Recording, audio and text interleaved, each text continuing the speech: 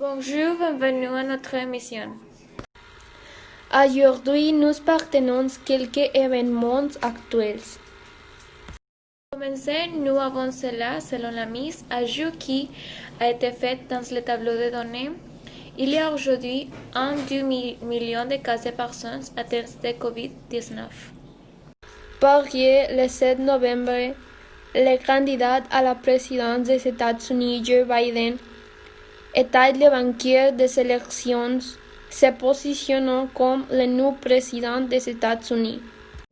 L'événement a rendu la population des États-Unis très heureuse à tel point qu'elle est sortie célébrer dans toutes les rues, exprimant son émotion et son admiration pour le nouveau président.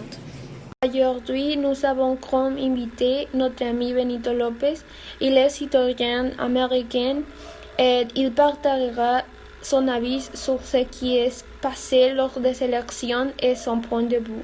Merci de m'avoir invité, c'est un honneur d'être ici. Il n'y a qu'une raison de remercier. Bienvenue. Dites-nous, que pensez-vous du nouveau président de votre pays?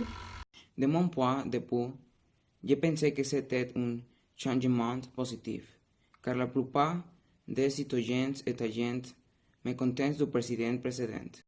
Il a une raison spécifique?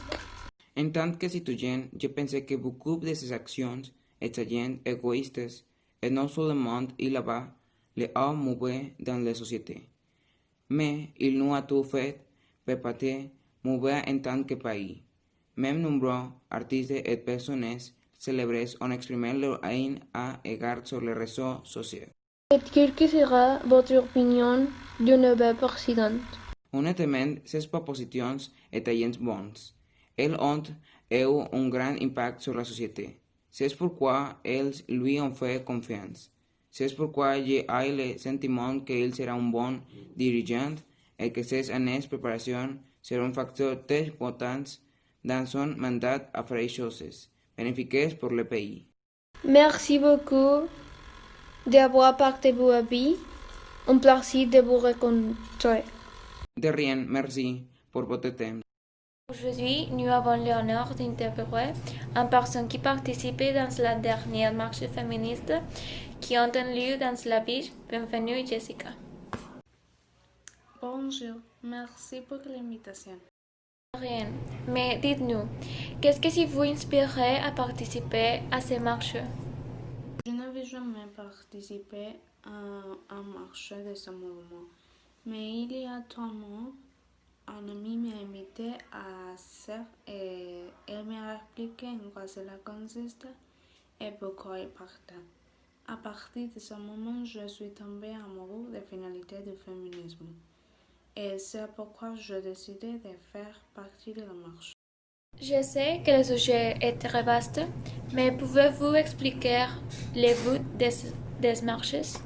La première chose que vous devez savoir, c'est que tous les marchés féminins n'ont pas les mêmes buts. Par exemple, ce dernier à laquelle j'ai participé avait pour objectif de rappeler toutes les femmes qui ont été victimes d'abus. Combien intéressant, je ne sais pas. Quels sont les autres objectifs de ces marches? Par exemple, il y a 4 mois, il y a marché en l'honneur de tous les meilleurs célibataires. Il y a 3 mois, il y avait un en faveur de la légalisation de l'avortement. Et il y a un autre en commémoration de toutes les femmes victimes de féminicide. C'est agréable que ce type de mouvement social se déroule, et cela me cause un peu de curiosité. Puis-il y avoir les deux hommes dans le marché? Par respect, les hommes ne devront pas assister au marché. Par exemple, mon frère et mon père, même si ils sont en faveur du féminisme, mais par respect, ils n'ont pas assisté à la marche. Et un autre membre de votre famille, vous-a-t-il accompagné à la marche? Oui, ma mère et ma soeur sont allées avec moi. Bien, le temps presse, mais enfin, je voudrais vous demander, étudiez-vous actuellement ou faites-vous quelque chose? Oui, et je suis actuellement sur le point d'entrer à l'université et à quelques mois de la fin du lycée. Je vous souhaite beaucoup de succès. Merci beaucoup pour vos paroles. Merci, au revoir. Pour conclure avec notre transmission, nous parlerons un peu de ce qui est de neuf dans les réseaux sociaux. Nous analyserons les réseaux sociaux qui connaissent une très forte croissance pendant cette période qui s'appelait TikTok. Une caractéristique de ces réseaux sociaux est que les créateurs de contenu ont un impact sur la façon dont ils s'habillent. La mode des années 90 et les vêtements vintage sont la nouvelle tendance. Ces types de vêtements sont les plus utilisés et ceux qui ont le meilleur impact. La meilleure chose est que maintenant la mode est gentille avec tout le monde parce que vous n'avez pas besoin d'être mince, grande, blonde, petite, grosse, etc. Faire partie de cette mode. Vous devez se sentir bien et démontrer que tous les êtres humains sont de types corporels différents et qu'aucun n'est meilleur ou pire. En raison des contraintes de temps, nous devons mettre fin à la transmission. À la prochaine fois, merci beaucoup pour votre attention. Au revoir.